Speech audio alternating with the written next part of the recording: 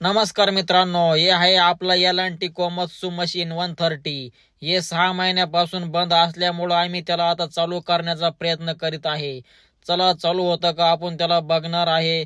त्याचे खालचे रोलर पण खराब झाले आहे आणि शीट पण खराब झालं आहे. आता आपण त्याच्या शीटाला मस्तपैकी कुशन बनवून आणणार आहोत, म्हणजे बसायला बरं होईल.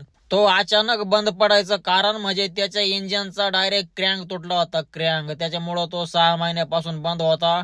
आता आम्ही त्याला मुंबईवरून दुसरं इंजन आणलेलं आहे आणि ते फिट केलं आहे.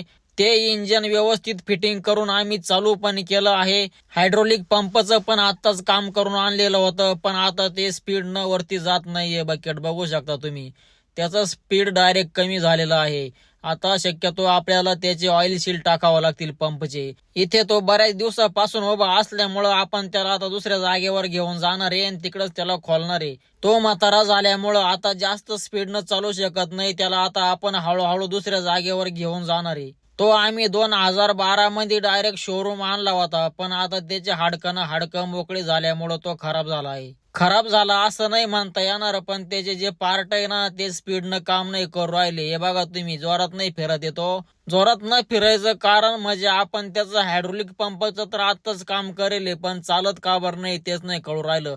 त्याच्या आता आपण एकदा पंप खोलून पाहू, ऑइल सील टाकून बघू. चालला तर ठीक आहे, नाही तर त्याला डायरेक्ट भांगारमध्ये विकून टाकावं लागणार आहे आपल्याला. त्याचं बकेट अजिबात वर थांबत नाही, एकच मिनिटामध्ये डायरेक्ट खाली येऊन जातं. चला आता मस्त पैकी आपण नट बोल्ट खोलून पंप बाहेर काढून घेऊ, म्हणजे ऑइल सील टाकता येतील आपल्याला. ऑइल सील टाकायला मेकॅनिकलच पाहिजे अशी काही गरज नाही, आपण घरच्या घरी पण खोलू शकतो. त्याचं काही एवढं अवघड नाही बरं का पोरं.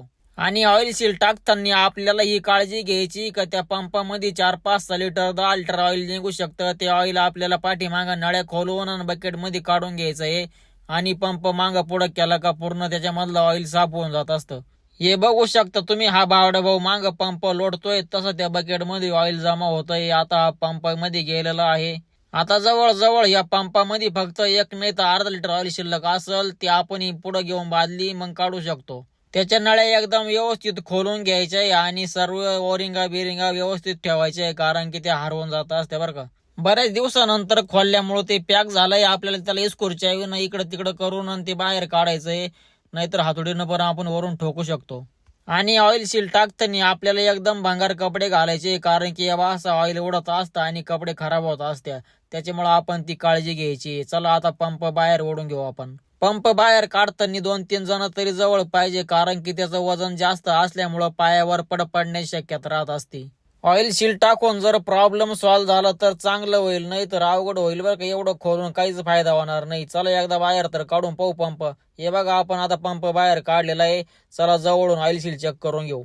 हे पंप आताच आपण त्याला मुंबईवरून आणले होते आणि ऑइल सील एकदम ओके दिसतंय, म्हणजे ऑइल सीलचा काहीच प्रॉब्लेम नाही बरं का पोराव. दोन्ही पण पंप आपण बाहेर काढलेले आहे आणि दोन्हींचे पण ऑइल सील एकदम ओके आहे. ऑइल सील टाकायची काहीच गरज नाही आणि पंपाच्या ट्यूब बी एकदम व्यवस्थित आहे. चला आता परत फिट करून देऊ. आपल्या तात्याला पण आताच हायड्रोलिक पंप नवीन बसवलाय, तरी तो इतका धूर मारतोय का त्यानं पार आमचं डोकं आउट करून टाकेले.